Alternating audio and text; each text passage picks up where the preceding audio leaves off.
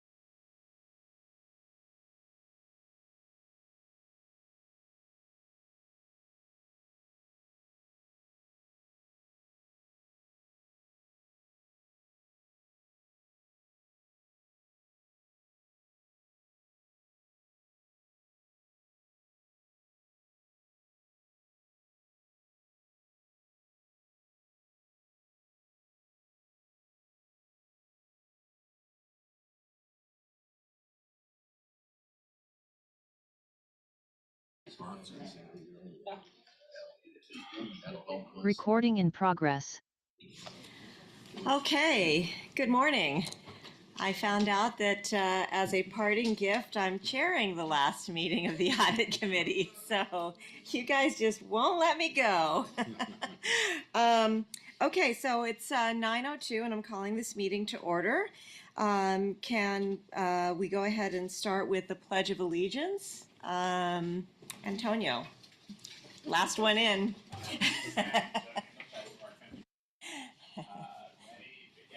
I pledge allegiance to the flag of the United States of America and to the republic for which it stands, one nation, under God, indivisible, with liberty and justice for all. Thank you. Linda, do you want to begin with our announcements?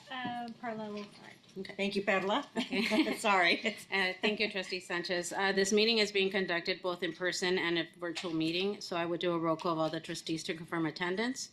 Audit Committee members not participating today include Trustee Shankiho, Trustee Keith Knox, Trustee Jason Green, and Chair Onyx Jones.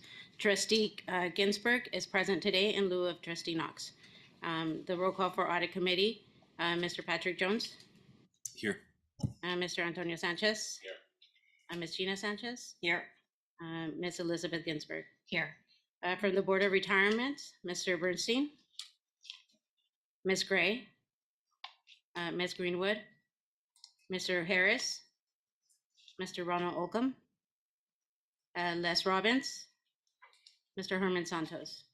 From the Board of Investments, Mr. Herman Santos, David Green, Mr. Joseph Kelly, Mr. David Rue.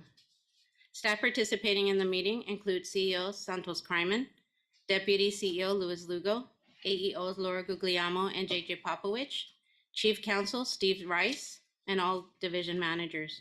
Internal audit staff include Richard Bendel, Leisha Collins, Christina Logan, Nathan Amick, and George Lundy.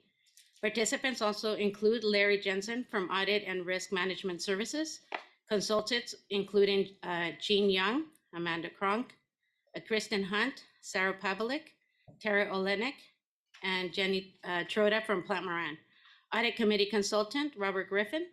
Trustees, if you would like to be placed in the queue, please use the Zoom raise your hand chat option. At this time, we ask all meeting participants to mute their mics until you're ready to speak, and now we may proceed with the agenda. Fantastic. Do we have any requests for procedure under AB 2449? Not at this time.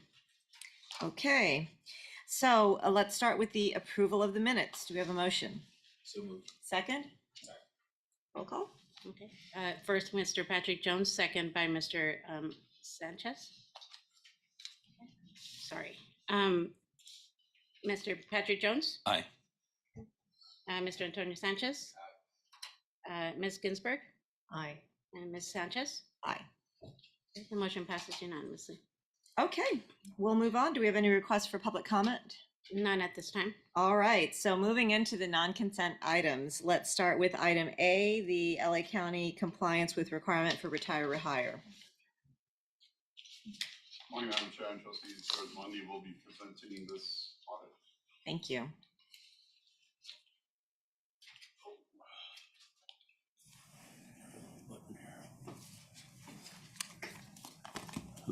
Good morning, Chair Sanchez and members of the Audit Committee.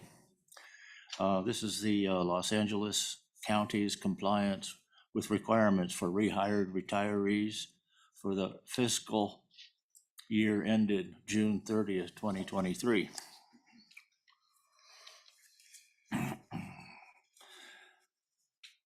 This is the responsible division, would be the executive office.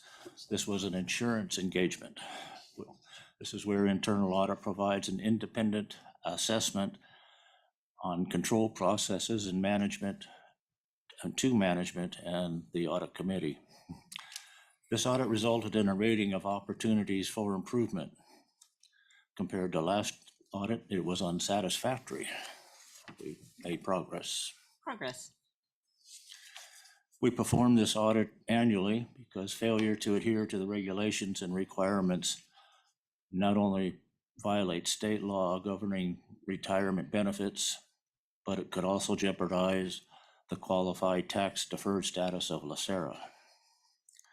Internal Audit received payroll detail from the county auditor controller identifying 393 retirees who worked as rehired retirees during the 2023 fiscal year.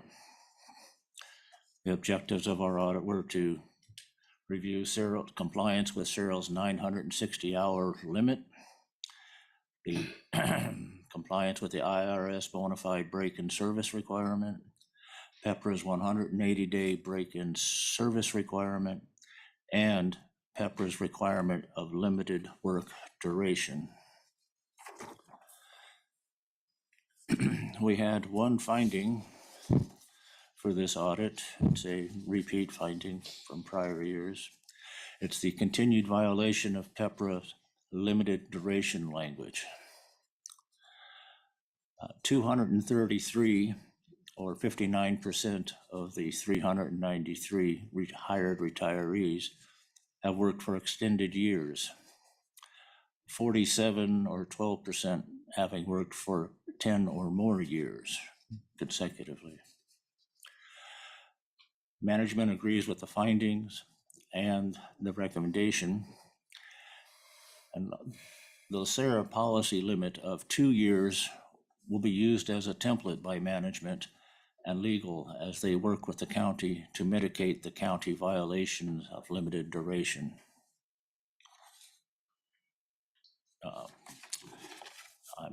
Any questions? I have a question actually on that. So obviously now you've gone through this audit a couple of times and we are seeing some progress. Is there a sort of prevailing reasoning as to why this is happening? Is it sort of a lack of ability to hire new people? What's the, or is it simply, you know, sort of a control problem? Meaning, I didn't know I was here for so long. I mean, it appears to be a management facility where management continues to rehire the same retiree over. And I think Mr. Kryman has a firsthand knowledge of how these things work for budgetary reasons, or the management tends to have an inability to replace important people on their staff, so they rehire the retiree at It's definitely all of the above. I mean, there's a resource need. There's a need to bring people back that have expertise that you aren't able to find new people for yet. So it's a transitionary period. I mean, I think in the sheriff's department, it could be as much as a cold case that's opened up where they need to bring back the detective that was working on the case. There's all of the above. interesting. But, and it spiked, it was under control. And then during COVID, because of the COVID coding, and I think some errors in the COVID coding, we had the people exceeding the 960 hours, but that's clearly, now that that's ended, it's back under control. The limited duration, I think the way LACERA addressed it with the update to our board policy, requiring the board to approve those individuals that exceed 2 years due to extenuating circumstances. That's the model that George was referring to that we're going to be taking to the CEO's office and try to have that instilled at the county as well. So you're just basically trying to create more transparency for that so that the need is forced to be at least aired publicly. Exactly, yes. Got it. Yeah, Okay. I think just from a, I know that Trustee Ginsburg can corroborate this. A lot of department heads have to deal with antiquated systems, IT systems in particular, and a lot of the knowledge that is required is really old. I mean, I think we still have Fortran and COBOL programmers that are still Hey, required. don't make fun of those guys. No, they're worth their weight in gold, to be perfectly honest with you. But from Okay. from So an you're IT saying I have a possibility to get hired? Yes. Yeah. I can direct you to a couple of desperate department heads, but I think a lot of it is IT related, and then the specific knowledge that is needed in various like the health department, for example. They bring them back they actually teach individuals you know. And so it's not like they're working on the front lines. They're really working at a really highly specialized, and they're trying to succession plan, and they're trying to get people on board. And Yeah, no. so that was one of the reasons that we did change here. The discussion at the board was that you know, you can't do a blanket one size fits all for every single department. They're Yeah. all very specialized, and so. So but it there's is a one tool that root is used. problem, like it's just a matter of process. And if we improve the process or we improve the oversight, that would make the difference. That's Okay. correct. And I think it makes the department heads more accountable for justifying The need. the need, right? That makes sense. Okay, so I guess with that, I will, One more quick question. yes, go ahead. And I can't remember if I asked this before as we got through this. There's not a means within our people system where we can set up flags for this, or that as we're approaching a certain expiration period or No, there, probation period or. yeah, those are in place at the department level. At least when I was a department head, we used to have to justify them on an annual basis. And there would be repeated reminders that, you know, you're at 600 hours, 700 hours. And at that point, the department head receives email notifications from the central human resources Right. department, as well as your own HR folks. And then at that point, you make the decision that, you know, you got to slow them down, or you have to spread them out, or you just cross your fingers and hope that the fiscal year comes sooner rather than later. So it's not that management is surprised, it's just that the need supersedes the violation, basically. Well, it's not a I guess I don't necessarily. It's a agree gray with it's area. a violation. Yeah. Okay. It's a gray area. Yeah. Okay. Yeah, and I wonder to what degree, because I suspect that some of this also probably occurs because people with very specialized either skill sets that are now antiquated, so you can't find them in the market easily, or that they've learned some weird process that only LACERA has. And I wonder at what point, when someone sort of declares their intention to go through March Madness, that we need to start to see plans in place for succession planning within the department, so that if someone leaves, because, you know, God forbid something more terrible happens, then the department is really in a fix. And so it just strikes me that this speaks to a general lack of planning ahead of someone's retirement, that you have not transferred skills or begun the process of, and so I wonder if that's also a conversation that's worth having in the context of this audit as you continue to make improvements. Yeah. Absolutely, succession planning is key, something we agree with you completely. So if I can jump in one Yes, moment. please.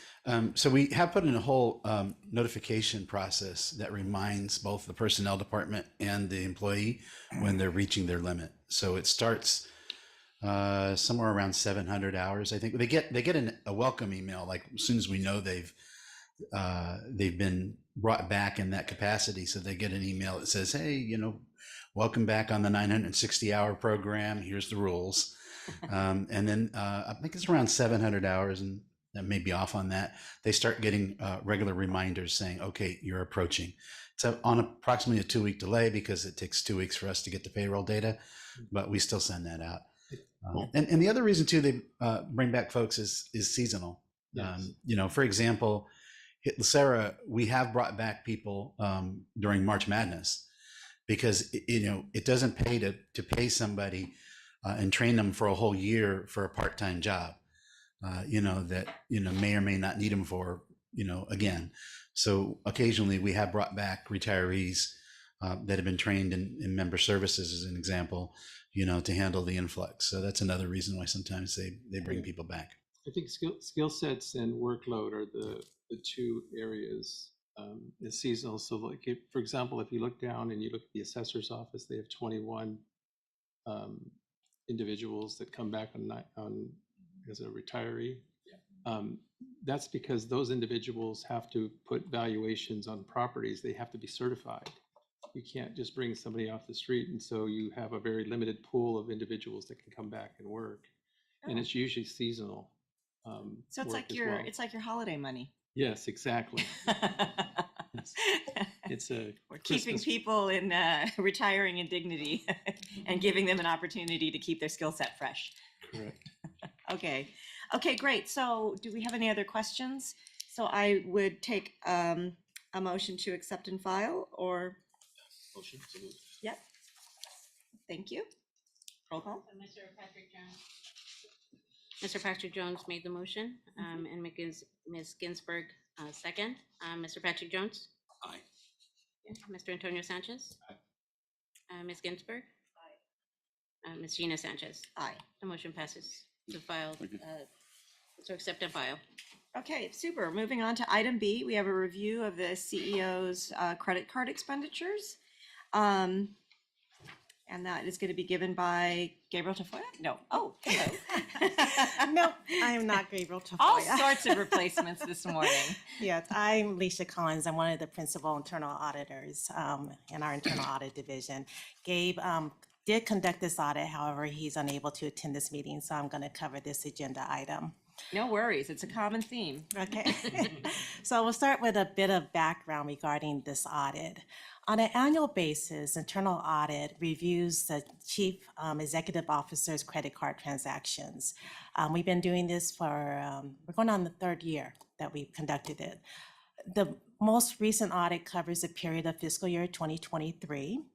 And the report was issued in September, and a copy of the report is also included in your materials. As far as the type of engagement, this is an assurance audit. That means that we're providing independent assessment of internal controls. The overall rating was satisfactory. For our audits, we do have 3 levels of ratings. Satisfactory is our highest rating. It means that there were either very few exceptions or no exceptions. For this audit, there were no exceptions, so it's a clean audit. Next slide. The purpose of this audit was to assess compliance with our corporate credit card policy. And the reason that we conduct this audit is that for the CEO, his expenditures are not reviewed or approved by upper level management. Therefore, internal audit established an annual compliance audit to ensure that the CEO expenditures are made in compliance of our policy. The scope included 100% of the credit card transactions, and it covered the period of fiscal year 2023. On this next slide is a summary of the results from this engagement. The total expenditures was around $22,000. We found out all charges were reasonable, they conformed with the policy, and they were adequately supported by the documentation as required in our policy. And then to the right of the slide includes a summary of the types of expenditures. The largest portion is for the registration fees for education, training, and conferences. Overall, clean audit, no exceptions, and we didn't identify any areas for improvement. Great. Any questions? Excellent. Well, I look forward to adding to that because he's taking me to lunch today for this. So I will take a motion to accept and file. So moved. Second. Thank you. We'll take a roll call. Okay. So Mr. Jones made the motion, and then Mr. Antonio Sanchez second. Mr. Patrick Jones? Aye.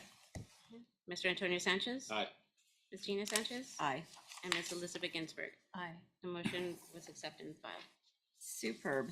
Item C, replacement benefit plan process 415B. This will be presented by Mr. Lund. Yes, I have returned. Good morning, Chair Sanchez and Audit Committee members. Here to present the audit report on the replacement benefit plan process, also known as the Internal Revenue Code 415B, or referred to mostly. This process is the responsibility of the Benefits Division, and this was an assurance audit where internal audit provides the independent assessment of the control processes and the management and the audit committee. This audit resulted in an audit rating of an opportunities for improvement. Prior audit in 2016 was satisfactory with no issues noted. By way of background, the IRS section 415B of the Internal Revenue Code limits the amount an individual can receive each year from defined benefit plans, such as LACERA's. Compliance by LACERA is important to retain its tax-exempt status. LACERA pays retirees impacted by 415B the maximum amount of their monthly benefit that is permitted under Code 415B. The difference of this benefit is paid through the county-funded and administered replacement benefit plan. So the audit scope were benefit payments for the calendar year January through December 2022. Objectives of the audit were to assess LACERA and LA County's compliance with Code 415B and to assess the effectiveness and efficiency of operations and controls related to LACERA's 415B payment process procedures. We have three findings from this audit. Finding number one was an opportunity for refinement and alignment with LACERA's replacement benefit process. We have provided you with a confidential attorney-client privilege memo for the details regarding this finding. Management has agreed to it and has committed to accomplishing the implementation of the recommendations by October 24 next year. The second finding that we have is related to the desk procedures, which don't match the current procedures. They were created in 2018, and there's been several changes in the process and automation during that time. Management agrees with this finding and the recommendation that they plan to implement it by the end of 2024. Our third finding is that the RBP, we shortened that replacement benefit program down to RBP quite a bit. It's complex and manual. We find that there are opportunities that to automate some portions of the process. However, internal audit estimates that participation in this program will top out in about 3 to 5 years. The controls currently are adequate, so we are leaving it to management to decide on the value of the automation, Investment, yeah. anything further. The management has agreed to the finding, and they've committed to considering automating portions of it with the new case management system that has just gone in as it may be available. Any questions? Got it. So interesting. What happens, what's the repercussion if you are overpaid? Because if there's a limit and we make an overpayment, what happens to the participant? What happened? Well, from LACERA's perspective, we find out about it very shortly because of the nature of the reconciliation processes that we do, and we make up the difference the next year. We reclaim the next year. Right. And so all we're trying to do is cut down that process of reconciling. It happens. It does happen rarely that we do overpay for mistakes or an error, late notification. Can be remediated in the following year. I guess if that continued and you just weren't adhering to it, we could be in violation of the IRS code, and then that bigger ramifications to the That's bad. to the retirement plan. Yes. Any other questions? Okay. We have a motion and a second to accept and file to that. Mr. Jones made the motion. The second, I'm sorry. I'll second. Okay. Ms. Ginsburg. Yes, and I'm Mr. going to say George is the hardest auditor we have. Good job. Okay, Mr. Jones? Mr. Antonio Sanchez? Ms. Gina Sanchez? Aye. And Ms. Elizabeth Ginsburg? Aye. The motion passes to accept and file. Great. Okay. We have, now moving on to item D, we have consulting on internal controls over financial reporting, cash and treasury. And I see Mr. Amick has made his way to the desk. Say that 5 times fast. Yeah. So in front of you, you have our memo and a short presentation on our consulting engagement of internal controls over financial reporting, cash and treasury. Next slide, please. This was a consulting engagement with both the FSD and Investments Division. Again, this was a consulting engagement where we formally work with the division management to advise on their processes, procedures, controls. This is not an audit, so there is no audit rating or prior audit rating. Next slide, please. So key control over financial reporting is imperative. Without the necessary control structure in place, your financial statements are susceptible to errors. Conversely, strong controls promote accurate financial reporting. The objective of this audit was to identify, inventory, assess, and test our key control over financial reporting within the cash and treasury cycle. And the scope of the engagement was limited to current process, procedures, and policies within the cash and treasury cycle. Now, before we move on to the next slide, I want to discuss a little bit about our methodology. So in all projects, we have a planning and we have a planning and a research phase. And this is where we often peruse our various resource subscriptions, our professional affiliations to find assistance in guiding the various engagements that we perform. For this particular engagement, we found one from Weaver LLP. They're a nationwide CPA firm. They recently performed some work for LACERA. I believe it was an organizational governance and maturity review. Yep. So in their resource library, we found a guide titled Structuring Effective Controls over Financial Reporting. The guide itself was broken into 5 components, with cash and treasury being the first, and we use this guide to refine our process and aid in the identifying and inventorying of our key controls. Next slide, please. As a result of our work and using the Weaver guide, we can create 2 control matrices, one for the investments related controls and one for the accounting related controls. These matrices have been distributed. We have discussed them with FASD. The meeting with investments was slightly delayed, but we will be meeting with them actually later today to discuss the control matrices. Moving forward, internal audit will be using the matrices to share our control framework with our external financial auditors on an annual basis. Prior to sharing these with the auditors, we will meet with division management to see if there's been any substantial changes to a risk and control, so we can update the matrices accordingly and then share them with our auditors. So it's a resource that we definitely plan on using annually moving forward.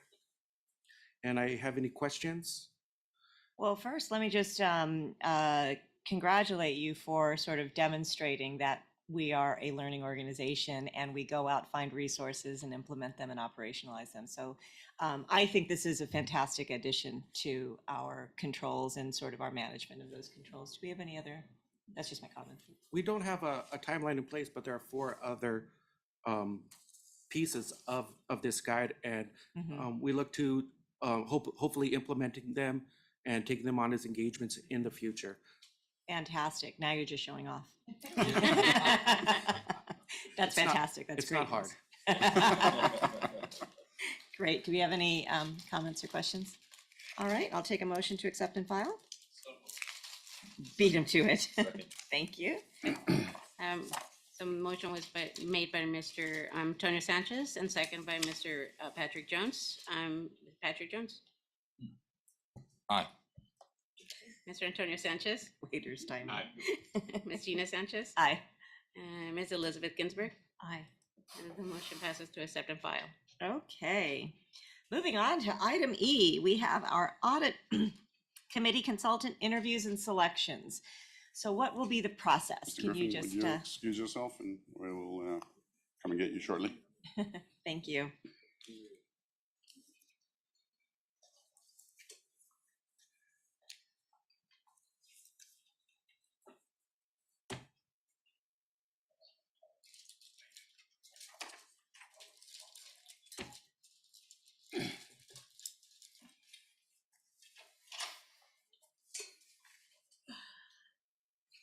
Okay, so I'll just start out with a couple of points, brief background on the process, and then we'll move into the audit committee consultant interviews. Great, thank you. All right, so Robert Griffin has served as your audit committee consultant for the past 3 years. His agreement concludes on December 31st. Now, as a result, staff did issue an RFP that was at the approval of the committee. The RFP went out in October, and yeah, it was October. So the RFP went out in October. Now, we did do a lot of work in, trying to get as many great qualified candidates for the audit committee. We issued the RFP on the LACERA website. We also sent notification of the RFP to various audit and accounting associations and publications, and we sent notifications to CPA firms. We did receive 3 intent to bids, and of those 3, 2 provided proposals. They include Williams Adley, which is the firm that Robert Griffin is a partner with, and then Risk and Audit Management Services, where Larry Jensen is the principal. So we have 2 very highly qualified candidates, vast years of experience. We've told them that they have about 5 minutes to do a presentation, give the key points. Also included in your materials on page 2 is a summary of their experience and their proposed fees. And at this point, if there's any I'm other just going to say, questions. full disclosure, we do have, I and staff have professional relationships with both of these gentlemen. Turns out the world of public pension fund auditing is a pretty small world. Yeah. So through SACAs and through the Association of Public Pension Fund Auditors, we do have relationships with these gentlemen, Right. longstanding relationships. Yeah, yeah. Nature of the industry. Thank you. Thank you for that disclosure. All right. So first will be Robert Griffin. Thank you.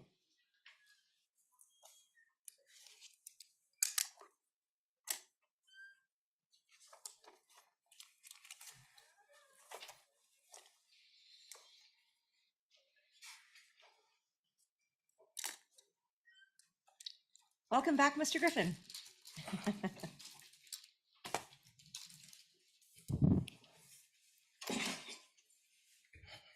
Good morning. Morning. I am Robert Griffin, and I've been your audit consultant for the past 3 years. During that time, it's been a real pleasure to serve you. And in terms of my performance and my service here, I want to highlight a few things. There was only one deliverable that was actually made during the audit period, and I worked with Chair Sanchez to address the issues regarding internal audit staffing, budget levels in comparison to peer agencies. And it was actually as a result of a question from one of the board members with regards to how we compare. I think the outcome of that project was that there was one size fits one because it tended to be a lot of other factors and variables. In terms of service during my past 3 years, I've responded to questions from the committee on various agenda items, and I believe I've always contributed to that discussion and addressed any queries on a straightforward manner. My comments for the good of the order have been on current events, developments. I shared articles that I believe impacted LACERA and tried to bring as much insight as I could. I've always responded in a straightforward manner. I've avoided technical jargon, and I've used plain English wherever possible. I do have 25 plus years of broad government accounting and audit experience. During that time, I've provided audit and advisory services to various large retirement systems in the state of California. That includes the city and county of San Francisco, LACERA up north, San Jose Police and Fire, and I also have provided audit services to LADC, the defined contribution plans for LA County. And there have been local plans I've done other work for. One of the things I would point out is my experience with the county employee retirement law. And I've been watching and observing this for 25 years. And I've seen court cases and appeals and outcomes. I've seen the impact on the retirement law. I've seen other retirement law changes. One of the things that auditors do, we look for compliance with the overhead percentage.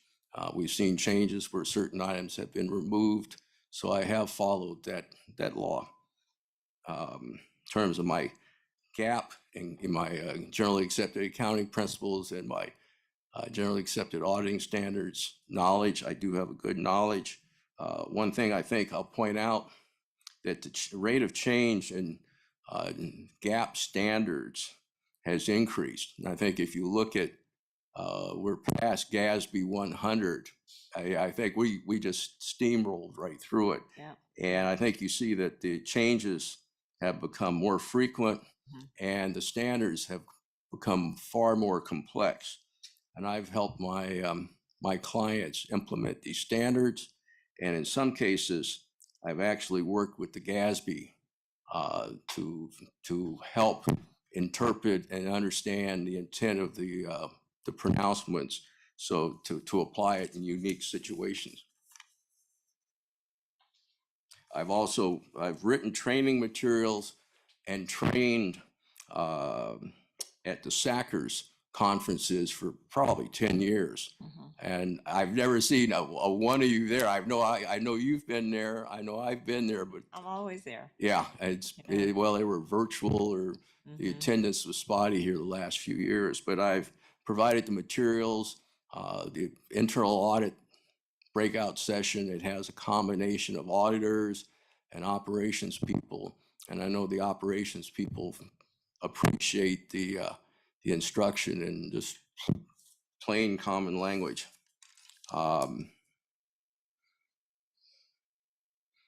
In terms of my internal audit experience, I actually have a lot of experience going back to starting an internal audit group. I developed the governance structure, which went from a department of 2 with no reporting framework to actually reporting to an audit committee for a privately held company. And then ultimately it was that I developed risk assessment processes, the reporting process. It became an international internal audit department because it was an international company. So anyway, I was over all of that, and I was responsible for developing methodologies. I've been involved in outsourcing with large government JPAs and with a couple of nonprofits. Mr. Griffin, your 5 minutes are up. Okay. Can I wrap up? Yep. Okay, I'll just say that I bring the ability to communicate at all levels in the organization. I have extensive knowledge of the 37 Act and the developments. I have broad knowledge of government, auditing, and accounting. I bring a good mix of theoretical knowledge and practical experience. And it would be a pleasure to serve you for 3 more years. And I didn't realize, and I exercised my 5 minutes I practiced, I didn't realize how long it was going to take. So my apologies. No, that was all very good information. Thank you, Mr. Griffin. Let's start around the room with any questions. Who wants to dive in? So I'll start. Thank you. So Mr. Griffin, just let me start by saying that we have really very much appreciated your service to us. So tell me, from where you sit right now, what do you think are sort of some of the more pressing issues that are facing not just internal audit departments, but audit committees? What are the things that we as a committee should be focused on in terms of where the puck is going?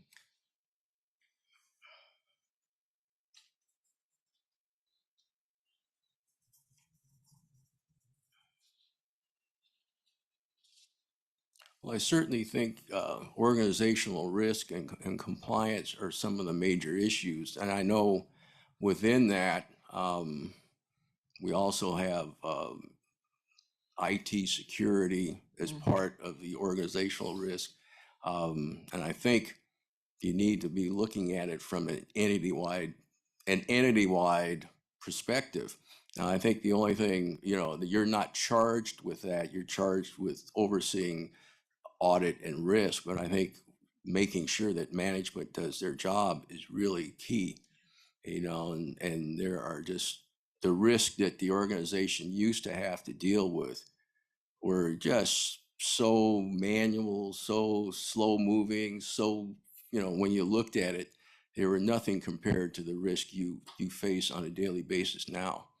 And we've seen governments lose data. We've seen governments lose their credibility because of that lack of lack of security and controls. So that's some of them, but I think you have a lot of work with internal audit and with the audit committee with compliance. Compliance is just a whole area unto itself now. So Yeah. Okay, thank you. Any other follow-up questions on that? Okay, well, with that, thank you, Mr. Griffin. We appreciate your presentation. I appreciate being here.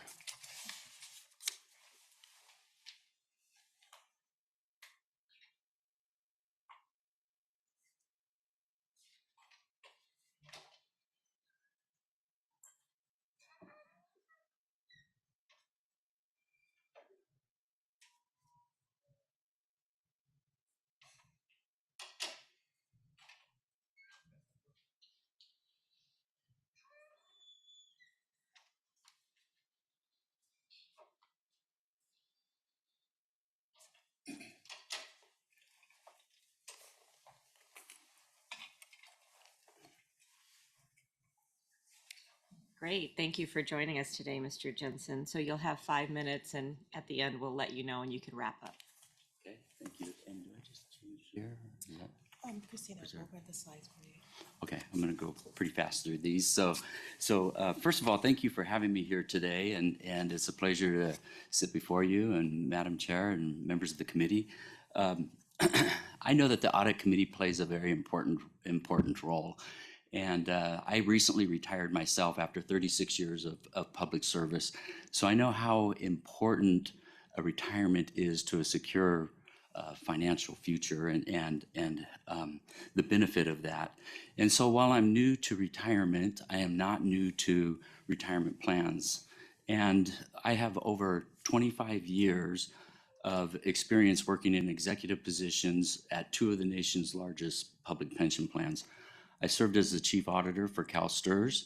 I was the chief auditor for CalPERS. I was also the first chief risk officer and was responsible for implementation of CalPERS Enterprise Risk Management Program and Compliance Program.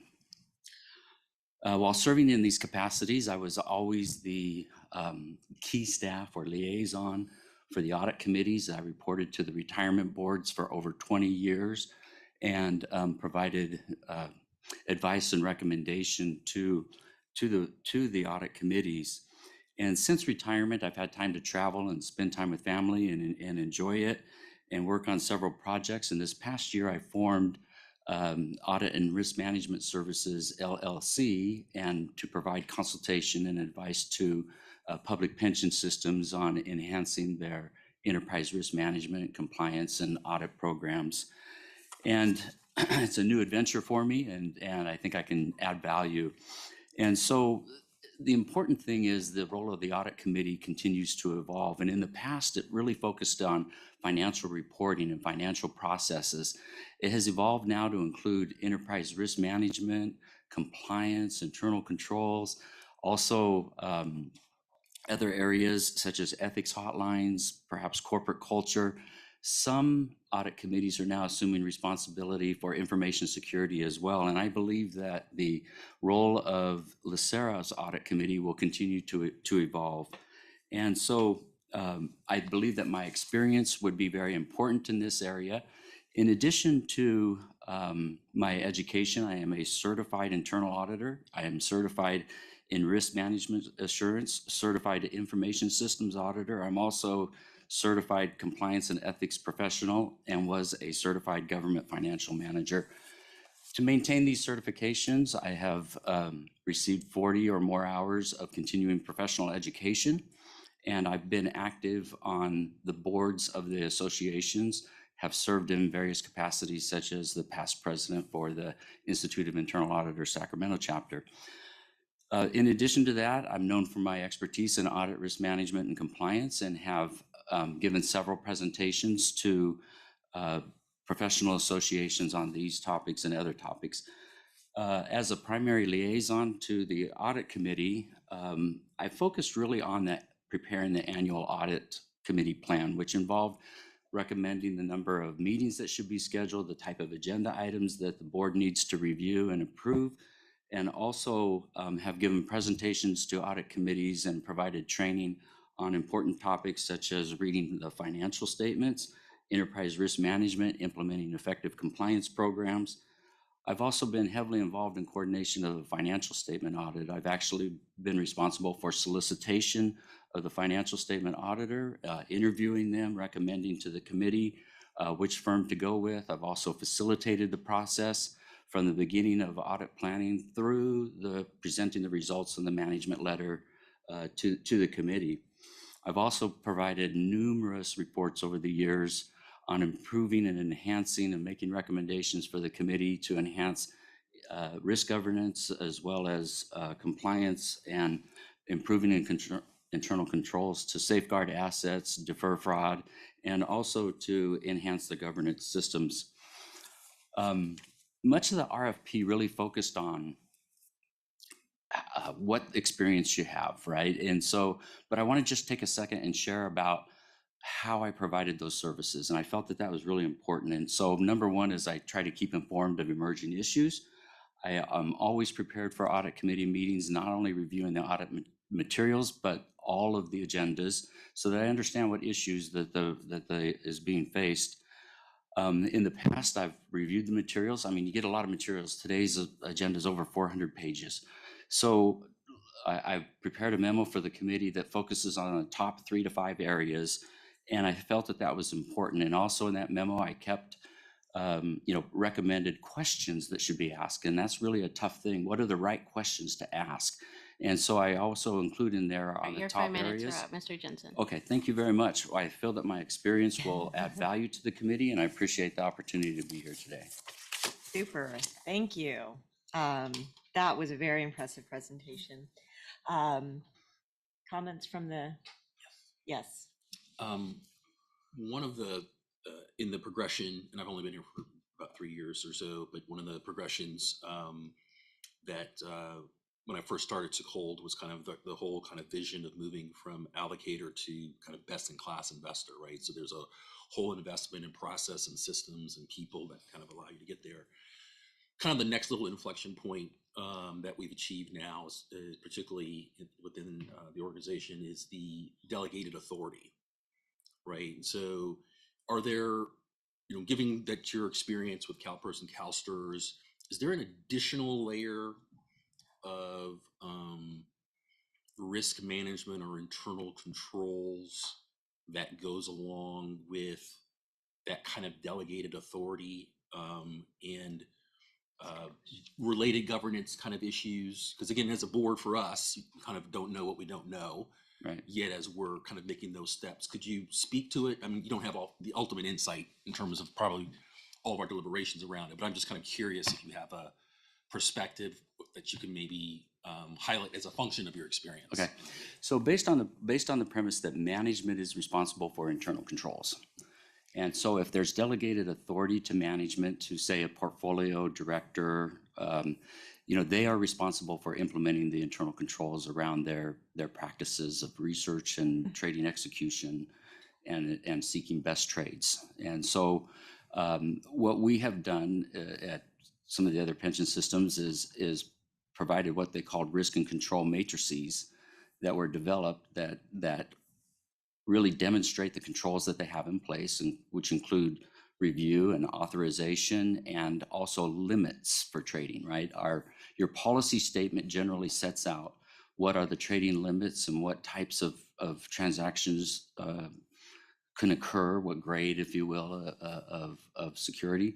And so there is authorizations that occur. There's also compliance checks that occur within your trading systems, generally to make sure that your trades are in compliance. And then, you know, as even the next level from the director down to, say, your portfolio managers and those people that are conducting the research, you know, they have delegated training and responsibilities for certain controls as well. And so that risk matrix really shows, here's the risk, here's the control within that particular portfolio. It's used by the external auditors, it's used by the internal auditor. It also is reviewed annually, updated, and attested to that they're following those internal controls annually. Okay. And it's verified. Verification is very important. Yeah, Thank you, absolutely. Recorder. That is a great question. Any other questions around the? I have a quick yes, go ahead. question, if you don't mind. Mhm, I please. was wondering, you know, your past experience is really been on the management side. And I was just wondering if in your mind there is a difference in the role that you play as a consultant as opposed to an internal auditor or a Yes. staff person. So it would be helpful if you could just kind of elaborate on that for me. Yeah, thank you. So while I did have program responsibility for, you know, administration of the internal audit activities, compliance activities, or enterprise risk management activities, in all of those capacities, I was making recommendations. Management was always responsible for implementing the recommendations, making the corrective actions. My role was to recommend what those are. And so I feel like even though I had program responsibilities, most of my involvement with the committees was recommending how to improve internal controls. Your role is oversight of those controls, right? And so I was verifying those controls were in place. If there was opportunities for improvement, I was recommending to the committee to accept those and to ensure that management made those, you know, recommended changes. So I felt like, I feel like most of my activities really centered around making recommendations for the committee to assist them in their role of oversight. Great, thank you. So I'll go ahead and ask a question that it's my go-to question. So in your view, what do you think are the sort of pressing issues that are facing either internal audit departments or audit committees broadly, that you know, you feel like we probably, you know, if we're not already working on, we should be thinking about, you know, Yeah. putting I'm aware that LACERA recently implemented an aggressive strategic plan. It's pretty ambitious there, and so I appreciate that. One of the priorities in there centered around compliance and enterprise risk management, and I have experience in implementing those. I feel that you know, my experience there would be valuable to the board as well. On those, earlier you mentioned you don't know what you don't know, and hence the enterprise risk management is really important. There are several issues that are occurring both in the financial world, right, and also with regards to information technology and information security. It's important, first of all, that you keep your member data safe, right? It's a primary responsibility with regards to personal information. Also, that their accounts, you know, are protected from account takeovers, and that they feel secure in that. And so I think some of the primary issues that you're facing in emerging risk, one is information security. You know, cybersecurity is huge. Two is being able to within the financial markets, right? We have rising interest rates, although the Fed announced some. well, we had a big rally decreases. today. Yeah, yeah, that will help. That helped yesterday at least. And so in the short term, so you have rising interest rates, you have you know, lack of supply of funds, and you have to be able to pay those benefits. And so one is just ensuring that you have sufficient investment return, that your actuary areas are, you know, the actuarial reports that are done are using good reliable measurements, so predicting that unfunded liability, and then being able to focus on human talent, making sure that you're attracting the right people. I feel like, anytime you have the opportunity to improve with regards to diversity, inclusion, and equity really helps an organization. And I feel like in every committee, there should be a focus on that. In every activity, just the tone at the top that you can set as a committee is really important, and enhancing that. And so I think to be able to retain the right talent as well is an important issue for you. There's other emerging risks that you're facing, but I think those are some of the primary areas. Super. Thank you. Any other comments or questions? Okay, thank you, Mr. Jensen. We really appreciate your presentation and your responses. Thank you for your time. I appreciate that, and I appreciate your courage for being on the committee. Thank you. Have a great day. Thanks.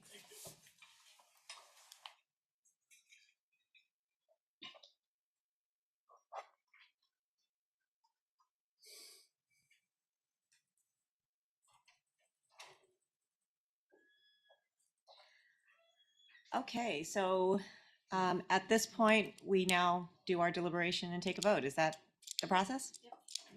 So I guess let's start with any comments from Mr. Bendel or Ms. Collins. Do you have any, as you listened to and obviously read through the entire RFP, anything that jumped out to you that maybe we should be aware of as a committee? Nothing specific. I think we had two good candidates. I think they gave good presentations. Mike's not on? Oh. Little button on the corner. No, right here. Right where I am? Yeah, there you go. Oh, okay, it's on. It's on. It's on now. Oh, when the red light's on, it's off. Yes. Okay. Just to make it really confusing. How many years have I been here? Yeah, so I think, well, I can hear myself now. I think that both gentlemen are, I think, obviously Mr. Jensen brings a different perspective we haven't had.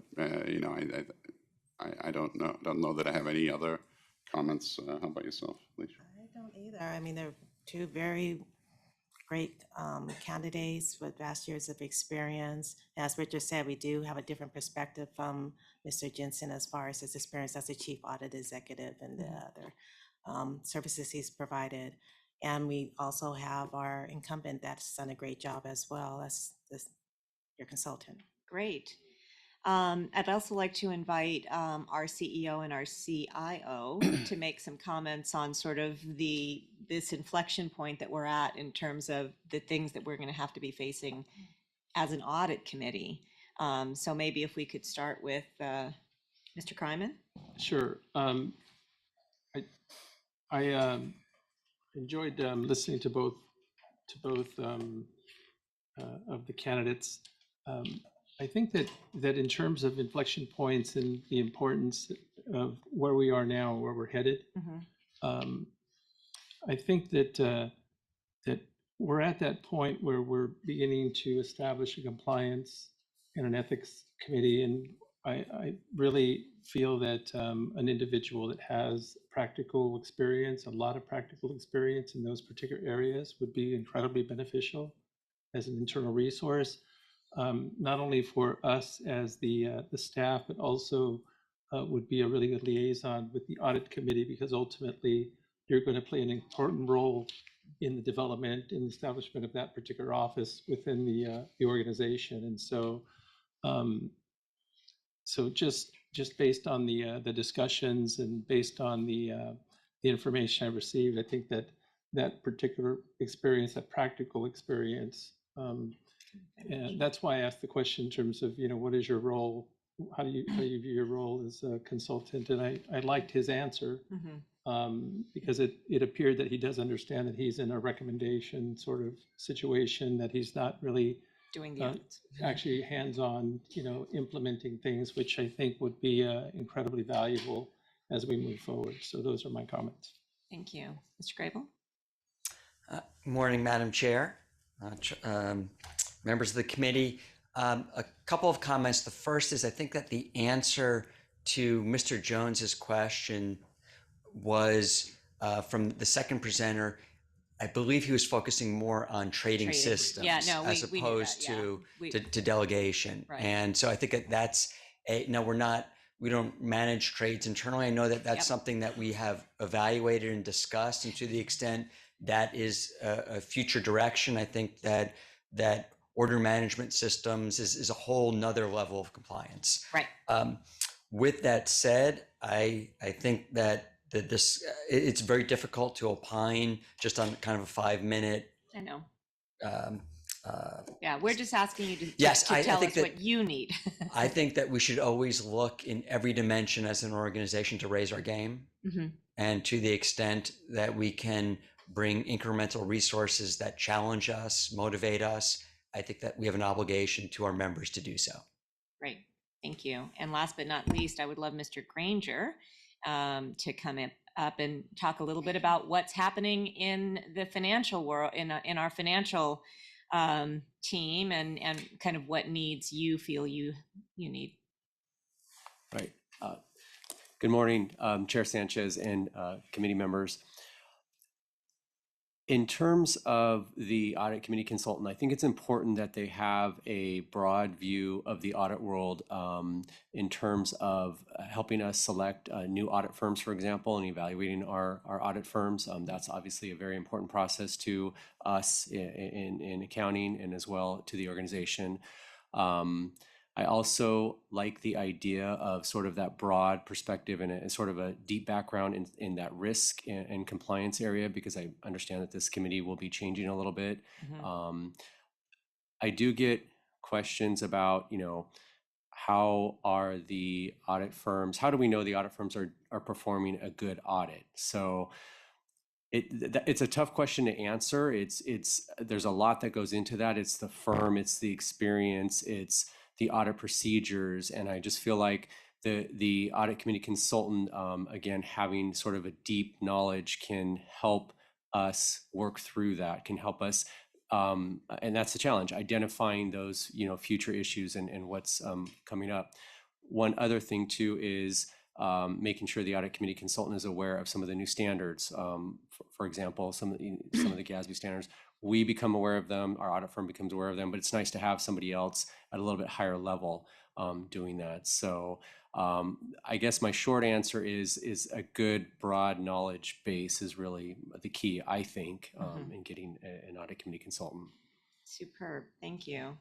And as you were speaking, it struck me that the fact that we're shifting so much to compliance, I wonder if we can get a comment from Mr. Rice on sort of this sort of evolution of the compliance function inside of LACERA.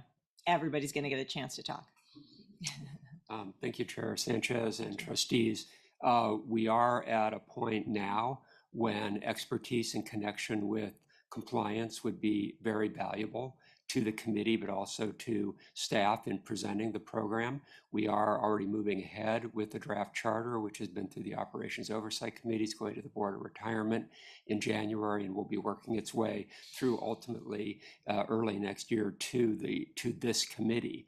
And there may be some organizational changes associated with the implementation of the compliance program, organizational changes in this committee, its charter, its duties and responsibilities, learning how to manage and oversee a compliance program at the committee level, as well as staff's responsibilities for that. And there are fiduciary responsibilities for oversight associated with the audit committee's role in compliance. So having that expertise in an audit committee consultant would be very valuable.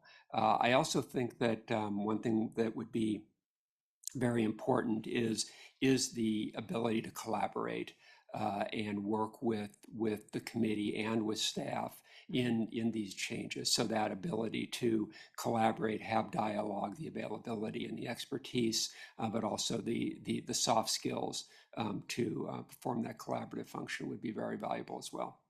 Thank you for that. Excellent. Thank you so much for all of your guidance. Can I just? Yes, absolutely. I didn't get the, I guess the one concern that I would raise, or that maybe Mr. Bendel and staff can answer the question, is that as a fairly new firm, I think he's almost brand new, I have some questions about capacity, about, whether or not the individual is going to be able to provide the resources necessary, and what sort of backups or what sort of support does he have in order to perform at the high level that our members expect of all of our consultants as well as our staff. My understanding is Mr. Jensen is retired. This is a firm that is a firm of one, but he is, I don't think he's not looking to work at a full-time capacity. So it's not, I don't believe a capacity issue would exist. It's, I think I don't want to say part-time, but maybe it's not. So I don't see capacity being an issue. I don't think he's looking on taking on that number of clients that the capacity would become an issue for him. Has he expressed that to you, or has anybody even asked him the question? Don't know that he's expressed it explicitly. That's my understanding. I guess given what we know right now, which is that he is a firm of one, in your sort of experience, can a single person bring the resources and the research to the job without the benefit or the backup of a larger entity that has more people and more eyeballs that may be sharing some sort of, let's call it, cross-pollination of knowledge? And I've seen CPAs that are extremely effective as like a person of one with like a sidekick, and so I don't want to necessarily assume that is a non-starter. So I'd love to hear your thoughts on whether or not, given his experience, he could do the job even if he never grew and was just Mr. Jensen Inc. I believe so. I believe the position will always be in a relationship of one, and we've had individuals in the past that have been sole proprietors, and we haven't really had to have a backup in terms of when they have been part of a firm, that anybody else has come in their place. Mr. Wenzel was with Grant Thornton, Mr. Griffin is with Williams Adler, but the relationship is a one-on-one relationship, so I don't see an issue from that perspective. Okay, all right, I'm comfortable with that. I'm satisfied with that. Yeah. Is it worth making sure that in whatever contractual language we carve out some expectation around that kind of, the relationship is built in part on,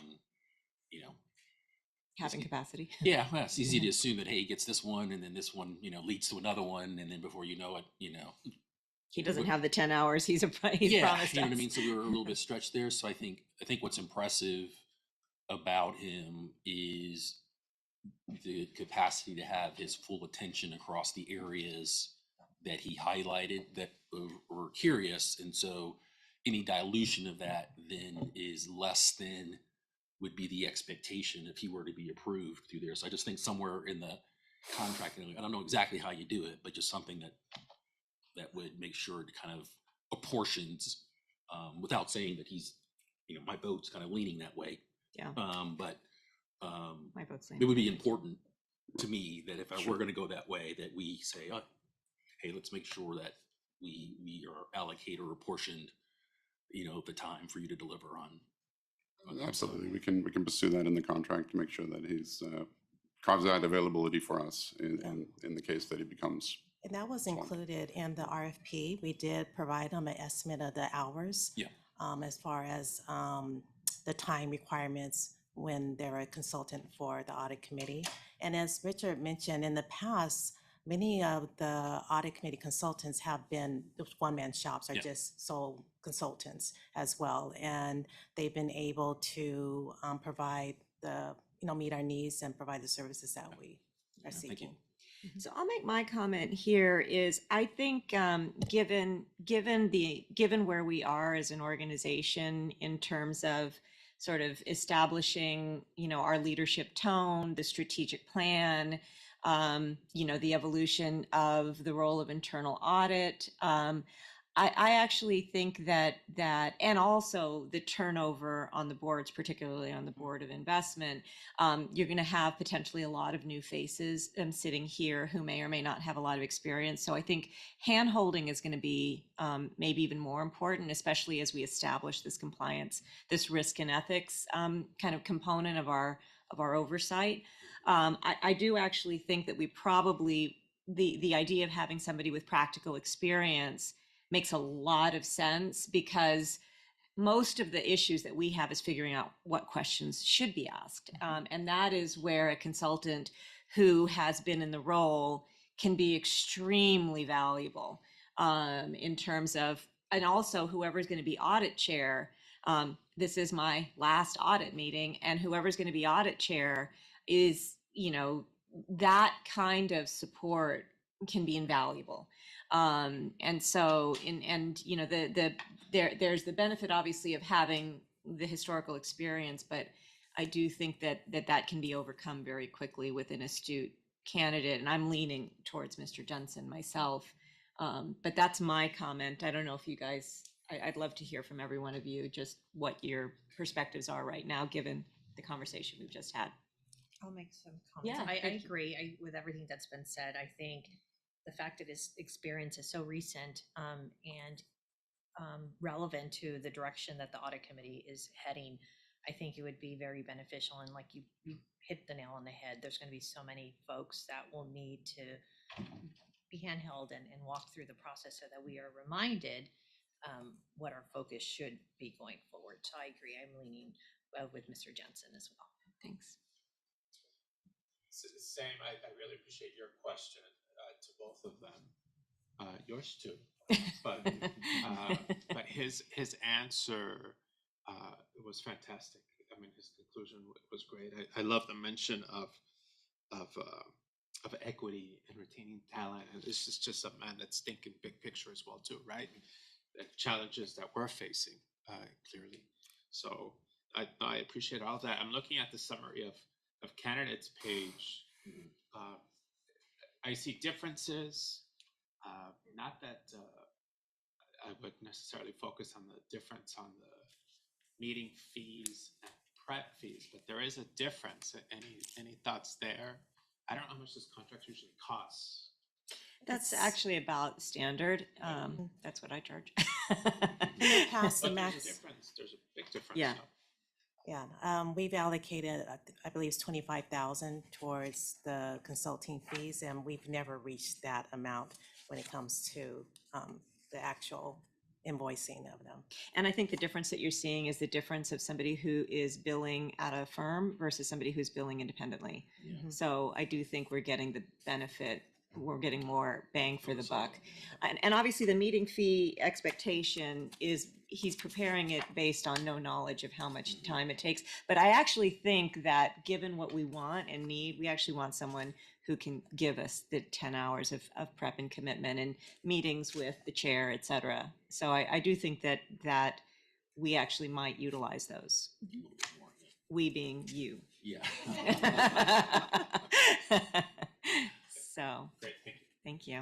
Yeah, I think in terms of contracting, we may need to have a conversation internally as well for some additional services that we may need in terms of bleeding over and assisting staff on some areas.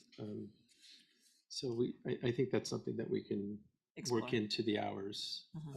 But I do want to make sure that we stay separate and that there is this distance, Separation of church and state. Yes, exactly. But I think that his background would be very valuable on our side. Thank you. Mr. Jones, last comment.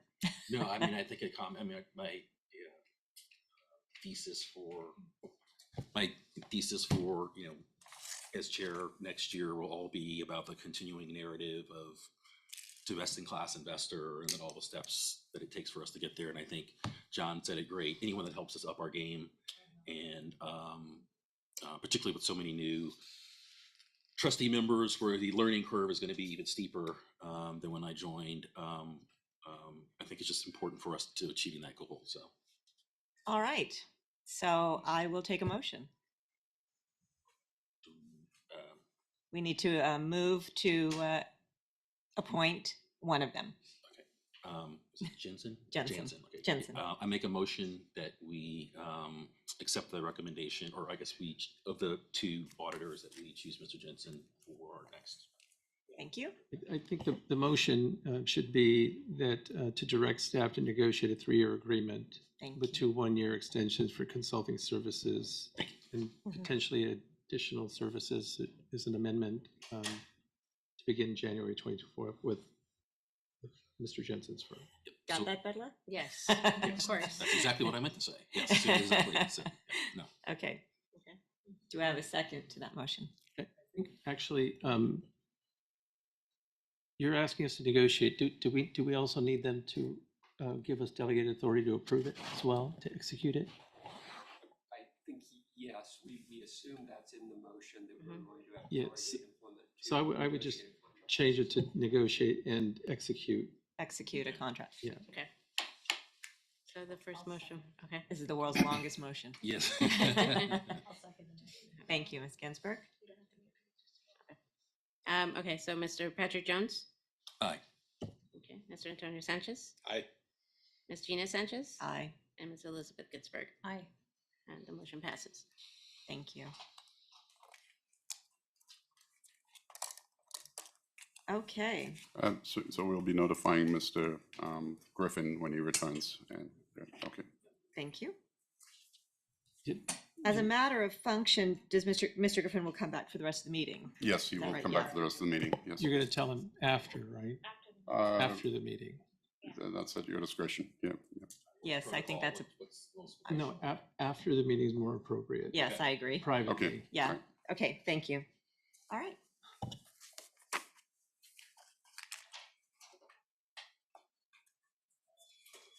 Okay, so moving on to item F, fiscal year 2024 internal audit plan amendments. It's that time of year.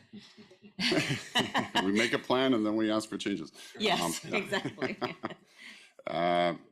Actually, you have in your memo, you have 3 attachments. One is the existing audit plan. One is the proposed change to the audit plan, and then a presentation. We're going to start out, Mr. Amick will go through the presentation of the status of the audits for the current audit year to date, and then I will take over. Thank you. Good morning. Good morning, Mr. Amick. Good morning again, trustees. So at your July meeting, you approved a 27 engagement audit plan. Since that time, the plan has grown a little bit. We took on 4 additional projects. 3 of them were really just rollovers that we had yet to complete in the previous fiscal year. And the one that was taken on was at this committee's request prior to them approving it. So at this time, we have 31 audit engagements on that plan. As of November 30th, we have completed 5 of those. 4 of those we commuted to your committee this morning, that being the credit card, rehired retirees, internal controls over financial reporting, and the 450B plan. The RIM project was brought at the July meeting, I believe. So we've communicated all of them thus far. Next slide, please. So in addition to our completed projects, we have currently 10 perpetual ongoing projects. These projects continue throughout the year. Right. They end at the end of the year and they start again the very next day. So we are always working on them. They are currently up to date as needed. So taking into consideration our completed projects and our current projects, and our continuous projects, we have 15 that are completed and or current at this time. Next slide, please. So these 6 projects here are the projects that my colleagues are currently engaged in performing. You could see that they're all in various stages of completion with approximately half of them looking to be finished by the end of this calendar year. A couple of them are RFPs that are in play, and so those are a little bit more timely. But as you can see here, we have some estimated dates on those 2 RFPs. Next slide, please. So that leaves us with 10 projects that we haven't started yet. So of the 31, we have approximately 20 in play and 10 yet to start. And that is generally our plan. We have scheduled them to start in the next 2 quarters, that being in January and March of the upcoming calendar year. So what does all that mean? Well, the next slide is just a pictorial of where we're at this year. Just a quick question. So the 10 items in attachment A in blue, are those items that will be put to next year's plan? Am I jumping ahead? Are we or talking about the continue? yeah, those, generally speaking, all of those will rotate over. Those are, as I said, perpetual. Oh, those are the continuous. Yeah, Got yeah. it, got So it, we're got it, always got it. performing oversight of the financial audit. We're always I performing. can't read anymore. I was like, continue. What does that mean? Yeah, we're always performing oversight of Got it. SOC. We're always performing risk management. So those are. Thank you. Thank you. for the I call them the zombie projects. They don't just die. live, No they don't start, die. there's no end. They just keep Yeah. going. Keep on going.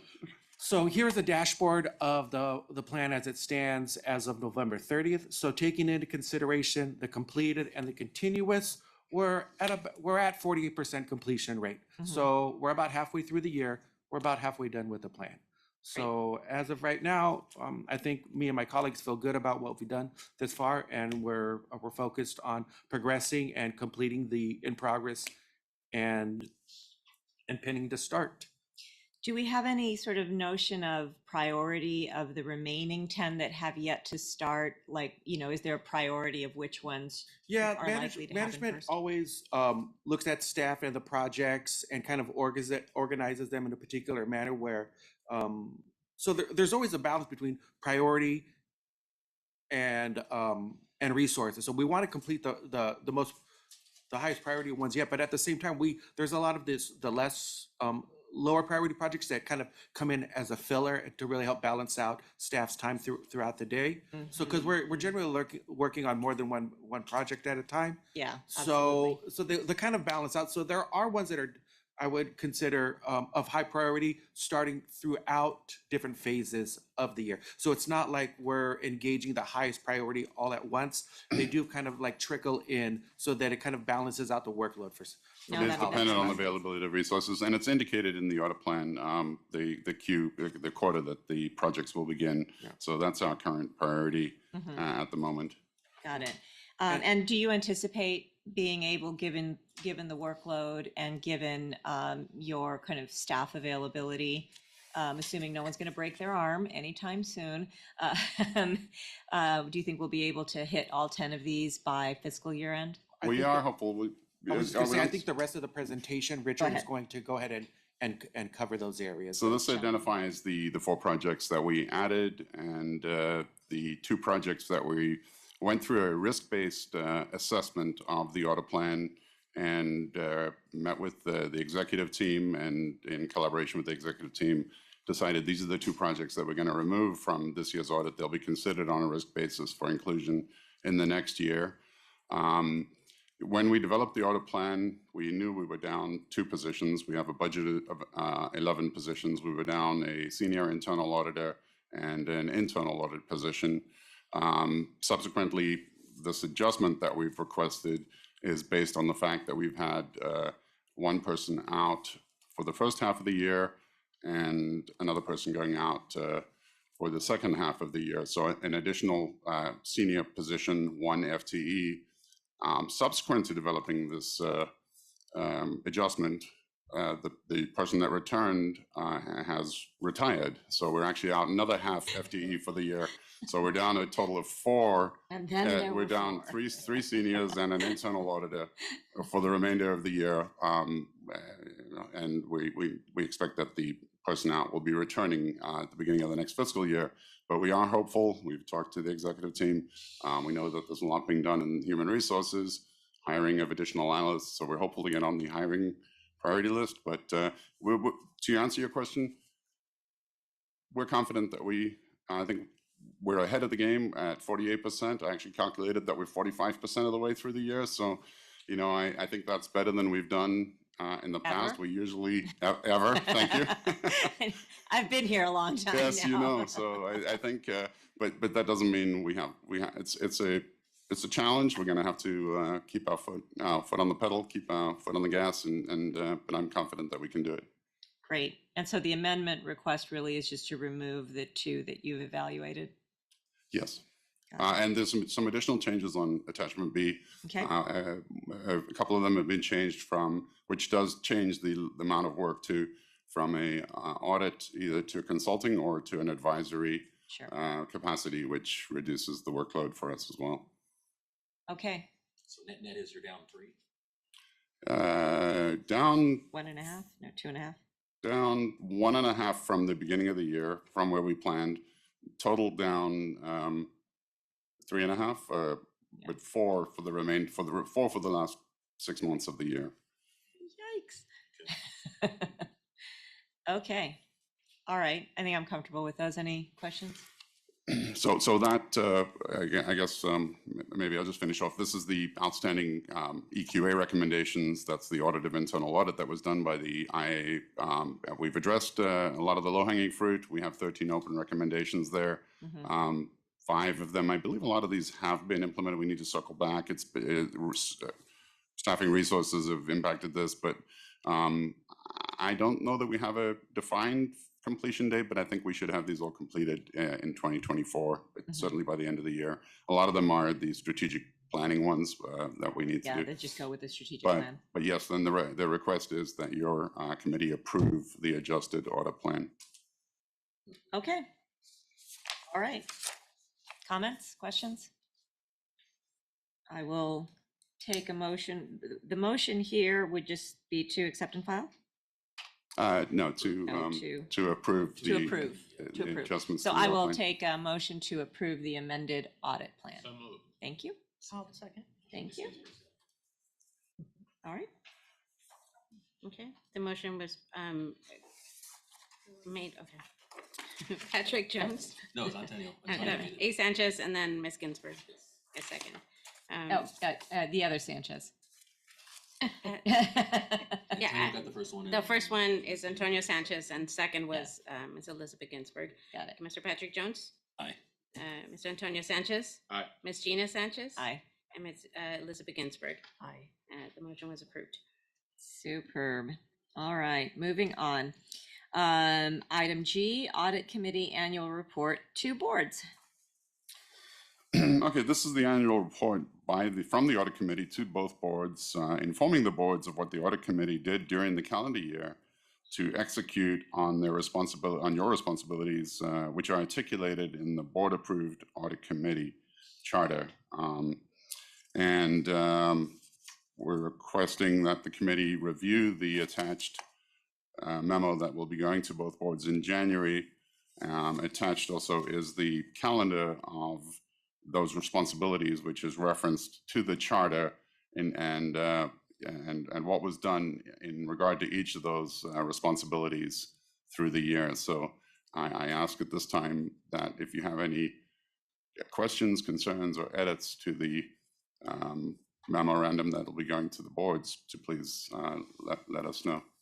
I will tell you that I smell Christina's very thorough hand in this. So. Yes, well. Everybody's. But everybody's, yeah. Yeah.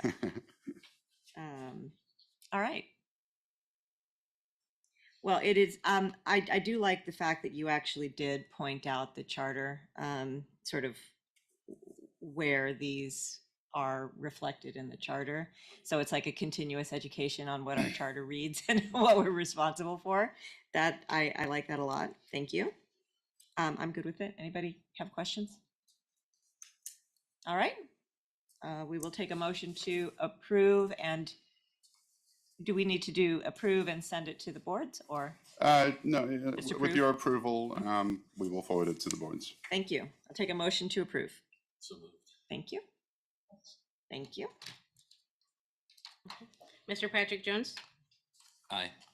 Mr. Antonio Sanchez? Aye. Ms. Gina Oh, Sanchez? you know what, I apologize. It does say direct staff to issue the report to the board, so approve and direct staff to issue it to the boards. Okay. Okay. You okay with that? Thank you. It's amended. Okay, Ms. Elizabeth Ginsburg. Yes. The motion passes.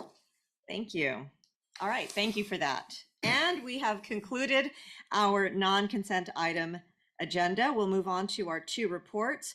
We do have several, six for information only items. Any requests to pull any of those? Otherwise, we will just go over the two. All right, let's start with item A, Plante Moran Financial Audit Reports.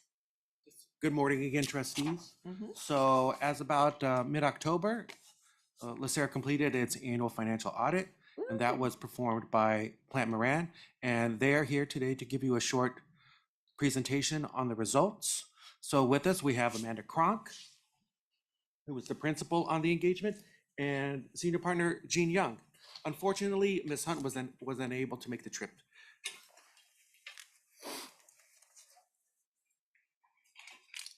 Hello, ladies. Hello, how are you? Good morning. Good. I appreciated the cheer. I think I heard a woohoo, so I appreciate that. So excited. So again, thank you for having us this morning. Again, I'm Jean Young, the partner on the engagement, and Amanda Kronk is the principal. And as you met with the request for proposal earlier in the year, Kristen Hunt will be the partner taking over for next year with the rotation policy. So she wasn't able to join us, but she will be here for you next year. Great. So again, the next slide, really just a high level overview of the audit process. So we'll just go through a couple of slides. If you'd like to go to the next slide, that's the timeline and the deliverables. Really no changes in this from years past. Again, we would have done our planning procedures, interim procedures, perform our year end, and the audit was issued October 13th. So as planned and scheduled. And with that, you would have received the financial statements for the system as a whole. And then, as you may recall, the GASB 68, which is really the pension allocation to the employers, and the GASB 75 would have been issued more in the spring, winter, and we'll be working on the 23 numbers for those this same spring and winter. But the previous years would have been available for the employers. So again, no changes in that. So with that, Amanda's really just going to cover the areas of audit focus and other items. Great. So the audit, as you know, encompasses a lot of different pieces of LACERA's financial statements, and we certainly focus in all of those areas. But on this slide are the areas that pose the greatest amount of risk, whether it be estimation goes into those amounts or you're relying on third parties to give you the information that you need. There's all sorts of, considerations that go into that. So we spend an abundance of time in these particular areas, focusing on management's estimate of investment values at June 30th, census data. So certainly that information is being fed to you throughout the year, making sure it's accurate and complete. Assumptions. So again, you've engaged an actuary to make certain assumptions about how that population is going to act in the long term and what those liabilities associated with those individuals are. So we spend time auditing and reviewing those items. Benefit payment calculations, including disability payments. So again, we perform detailed testing on those, make sure they're calculated appropriately in accordance with plan design. And then last but not least, financial reporting. So certainly making sure that big financial statement posted to your website is in accordance with all of the standards it needs to adhere to. Next, the most important part, perhaps, of the audit process is certainly the opinion on those financial statements. So we're happy to say that we have issued an unmodified opinion. There's about 3 pages in your financial statements that give you a whole bunch of other information, but it means we've issued an unmodified opinion, which to you means that your financial statements are free from material misstatement. So that's always the goal, certainly. And that is really the highest level of assurance that you can get on a set of financial statements. One other thing that I just want to point out in your opinion, again, this is nothing new to you, but since management does have to do significant estimation and a lot of factors go into the valuation of your investments, there is what's called an emphasis of matter paragraph in your opinion, and that's just solely alerting the reader that, hey, there's a large number of investments that we do have to do some estimation on. We can't just go out to Yahoo Finance and find the value. Yep. So that is not bad. It's just alerting the reader that it takes some estimation to get to that information. Got it. Just some more required communication on the next slide. If we had any issues during our audit process, this would be kind of the way in which we would communicate that. But we're happy to say that we had no difficulties with management or any uncorrected or corrected misstatements for that matter. One other item that I've kind of already hit on is estimation in your financial statements. Again, solely surrounding the valuation of investments and those assumptions. So 2 key assumptions, again, just to keep your eye on, are the long-term expected rate of return. We all know how volatile the markets have been. I know your investment team is monitoring this on a daily basis, but just making sure that that rate is supportable in that valuation. And then again, mortality. So I actually sat in on a discussion about mortality at the most recent P2F2 conference. And it was interesting to me how COVID mortality is playing a big factor. And the Society of Actuaries is really kind of struggling with how to build that in. So again, I don't bring it up because we see an issue with what you're currently using, but again, just monitoring it, making sure those discussions are happening, I think is key there. So again, we did find all those assumptions reasonable at June 30th, 2023. So one thing that you didn't see in this presentation, and I just want to quickly comment on, is that we did not identify any material weaknesses or significant deficiencies in internal control during our audit this year. Right. So again, if we did, we would certainly have another slide in this slide deck for you, but we did not identify anything that required communication with you. So again, that's kudos to the team, management, all of the LACERA team. It does take a lot of effort to work through the financial statement audit, and we greatly appreciate all of their assistance. So certainly happy to open up the floor to any questions that you have. We'd be happy to entertain those. Well, thank you. One thing that I've come to appreciate over the last few years is you guys are like sniffer hounds, and you run around and find things in desks. So I really appreciate that you go above and beyond, which gives great credibility and credence to the fact that you had no significant findings this year. So I very much appreciate that. Any comments or questions? Okay. I think I got through half a bottle of wine. Yeah. It took some work.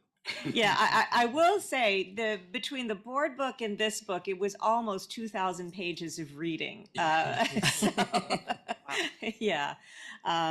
Yay.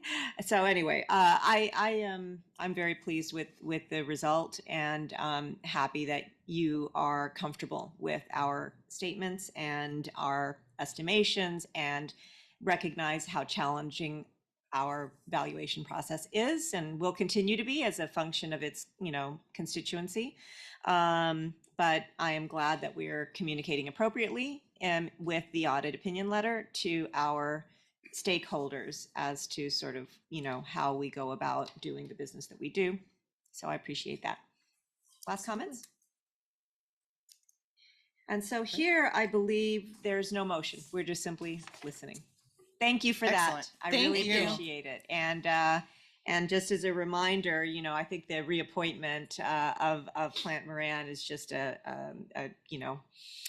tribute to how much hard work you've done for us. So thank you. I appreciate all the years that I was able to serve you. So I appreciate it as well. Thank you. Thank you. Happy holidays. Happy holidays. Okay. So moving on to the last report, which is the Ethics Hotline Status Report. Ms. Collins. Okay, we're down to the last presentation. So this presentation comes as a result of a request from the committee from the June 2023 meeting to have an overview of the hotline. So I'm going to provide an overview of the hotline process, our case management, and also a summary of the cases received. So on this first slide, it's a good illustration of our overall process, and I'll just walk you through this. It starts with a report, and it goes through the NAVIX Global Ethics Point, or NAVIX. We've contracted with NAVIX since 2019 to administer our ethics hotline and also for our case management needs. There's two ways to make a report. It can be through the 800 NAVIX number or through the NAVIX website. Either way, the reporter is kept anonymous and the information is kept confidential. Once a report has been made, they will receive a case ID as well as a password so they can go back to the NAVIX portal and get updates on their case. So once a case has been reported, NAVIX will send a notification to LACERA's primary administrators. We have two primary administrators. They are the Chief Audit Executive and Chief Legal Counsel. Now, if either one is named in the allegation, the notification is sent to someone within our second level of administrator contacts. The case is reviewed, and then there is an update that's provided to the reporter through the ethics portal, and that's done by one of the administrators. So the reporter will know, we got your case, and this is how we're going to proceed. As far as the case assignment, it will go to one of these three divisions: internal audit, legal, or HR, or a combination, or it can go to an external investigator depending on the complexity of the case. All the hotline cases are updated. Updates are provided to our CEO and the deputy CEO. And then depending on the severity of the claim, LERT, which is our LACERA Incidents Response Team, the Audit Committee, or the boards, is also immediately informed. Now moving on, can you go back to the previous slide? Okay, so once the investigation has been completed, there's a report that's issued to the Chief Audit Executive and Chief Counsel. They review it. They then respond to the reporter again through the ethics portal, letting them know that the investigation has been completed and the conclusion. The case is then closed, and then we report the cases in our summary to the Audit Committee. Okay, next slide. If we dig a little deeper into internal audit's roles, as I mentioned earlier, one of the primary responsibilities lies with our Chief Audit Executive, along with the Chief Counsel, who are the primary administrators. That means they're receiving the cases, they review them for credibility, they track the cases, they follow up on the status, and most importantly is communicating with the reporter through the ethics portal. They also make the case assignments, which can be either internal or external. And then when we're looking at the cases, internal audit will also review if there's been any risk or control deficiencies that will require us to do an audit or at least to consider it in our future risk assessment. And then lastly, internal audit, along with the legal office, does review the policies and procedures and make updates. And we also work with the communication division to provide the platforms such as the brochures and posters, internet that's provided to staff. Next slide. At each meeting, we do provide a summary of the cases to the Audit Committee. There was some discussion at past meetings as far as providing some additional information to the committee. And so here's an example of our new reporting format. And in the columns with the highlighted new includes the new information. So now we are providing not only the month that we received a case, but also the month that is closed, the issue, which is the category or the type of case, the case assignment, which division is overseeing the case management, as well as if it's an external or internal investigation. We're providing the status, and then that last column will identify if we've identified any risk or control deficiencies. Mm-hmm. And this is an example, these aren't real. This is an example. Right, thank you. But in your package, in the Audit Committee materials, the status report includes this new format. Yeah. Next slide. On this dashboard, it just gives you some context to the cases that we've received so far. As I mentioned, we started using Navix back in 2019. We got our first case in 2020. We've had 19 cases since that, since we started. To the far left includes a summary or the listing of the number of cases that we received each year, and if it's been an internal or external investigation, or if it was, a case where we just didn't get enough information in order to proceed. So you'll notice that the longest column is for 2023. There are 10 cases, and then to the far right is a breakdown of those cases, whether half of them have gone through the investigation process, they're closed, and the other ones are still pending on completion of the investigation. And then it provides you the type of cases. So that middle chart just gives you a glimpse of the types of cases and the number of cases that we've received, the 19 cases there. Yeah, well, no one wants to necessarily see like an up spike in usage. However, given that this is a new process for us, I would call this the J-curve effect, which is that people were probably being made aware that this is a process. Coming to trust the process, I think, was part of the learning process for the organization. So this is not that surprising to me. And just also the nature of kind of what we're doing. And although we don't want to create this sort of compliance culture of fear, we do want to create strong boundaries for where the limitations are and know that there is a process to keep people within those boundaries. So it is actually, to me, I find it very comforting that we are seeing usage, that people are trusting the process, and that the process is hopefully doing what it's intended to do. Yes. Yes, indeed. And next slide.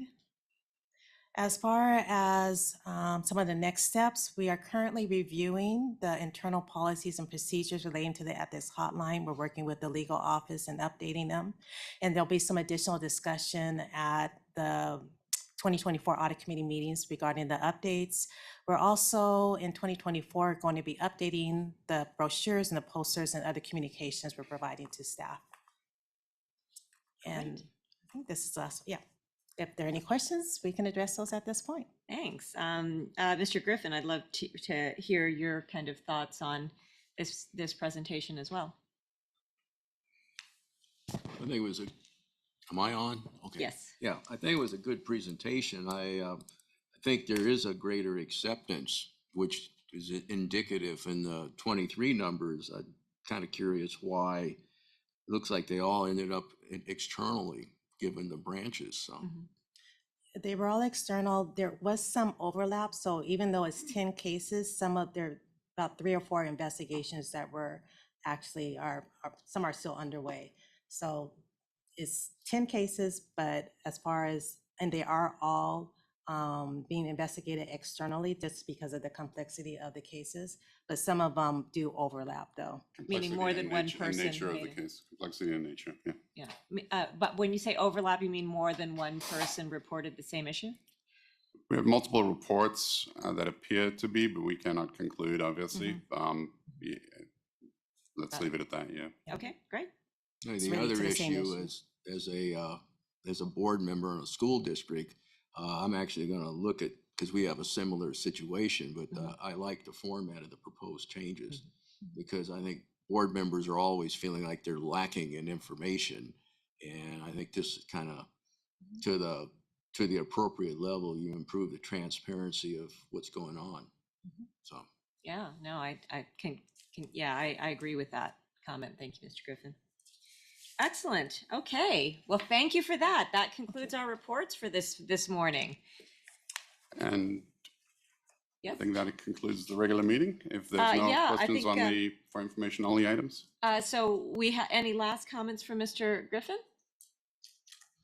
As a last comment, it's been a pleasure to serve the audit committee. I've enjoyed it, and I wish everybody season's greetings, and I hope everyone finds time to spend with their family and their loved ones. Thank you. Thank you, Mr. Griffin. And we have very much appreciated your input over the last 3 years. Thank you so much for that. All right. Any items for staff review? None at this time. Okay. Items for future agendas? Not at this time. All right. Good of the order. Mr. Patrick Jones? go to the order other than just to say, to echo what Gina said. Thank you very much for your service for the last 3 years. We've appreciated your plain English communications as we kind of evolve through a number of issues, very important issues. And then just similarly, just, happy holidays to the staff.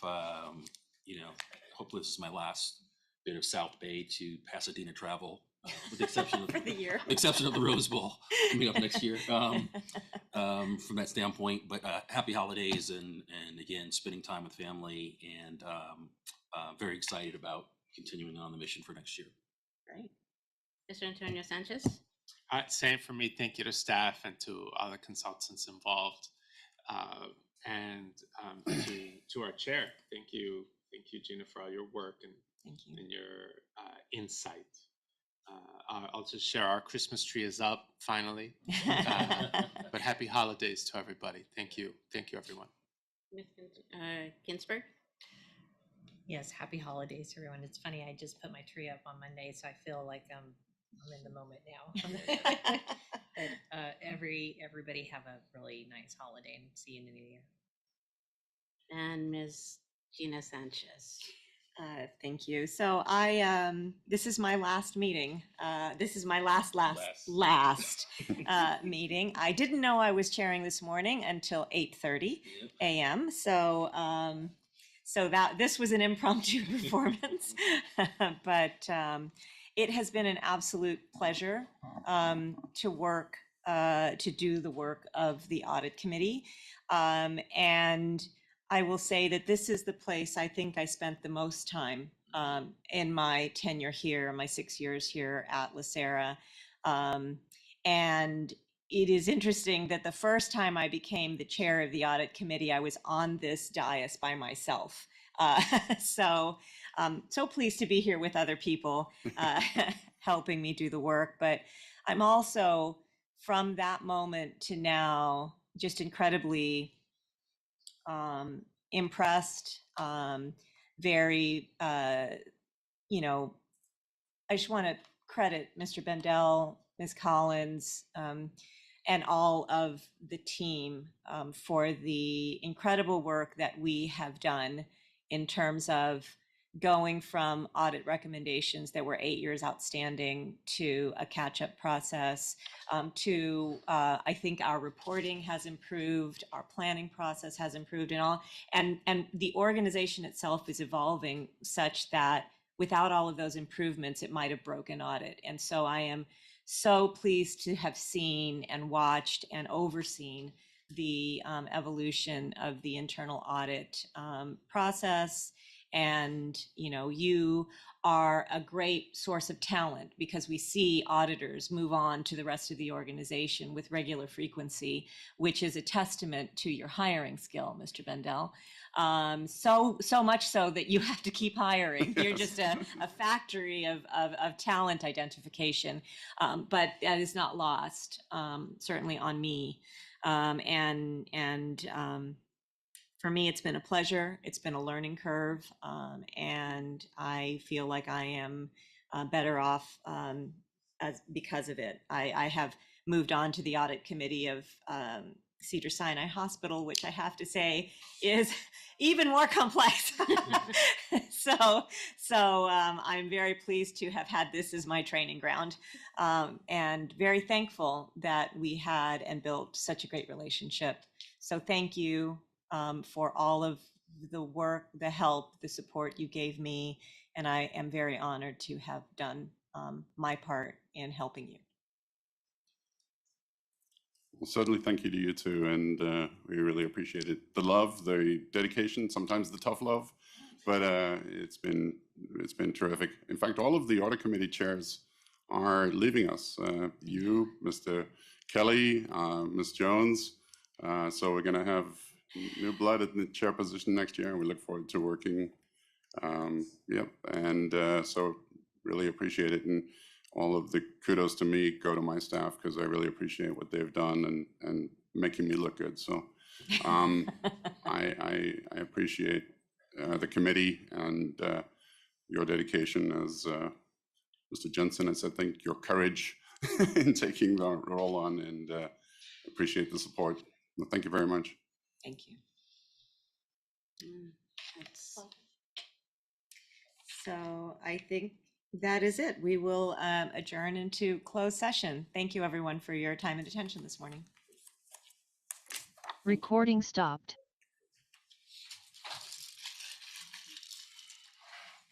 Can we take a few minutes? Yeah, let's go ahead and take a 15-minute break and just give everybody time to clear the room and all of that.